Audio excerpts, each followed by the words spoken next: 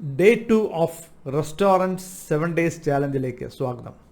Restaurant face ചെയ്യുന്ന ഒരു വലിയൊരു പ്രശ്നമാണ് ജീവനക്കാർ തമ്മിലുള്ള ഒരു ശീതസമരം അല്ലെങ്കിൽ പൊളിറ്റിക്സ്, ഇൻറ്റേർണൽ പൊളിറ്റിക്സ് എന്ന് പറയുന്നത്. അതിനുള്ള പരിഹാരമാണ് നമ്മളിന്ന് ചർച്ച ചെയ്യാൻ പോകുന്നത്.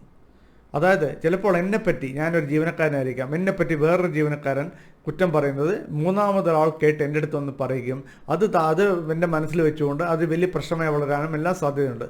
അല്ലെങ്കിൽ ചിലപ്പോൾ എല്ലാവരുടെ മുമ്പിൽ വെച്ചിട്ട് മാനേജിങ് ഡയറക്ടർ എന്നെ ചീത്ത പറഞ്ഞിട്ടുണ്ടാവാം, ശരി ഞാൻ തെറ്റ് ചിലപ്പോൾ ചെയ്തിട്ടുണ്ടാവില്ല.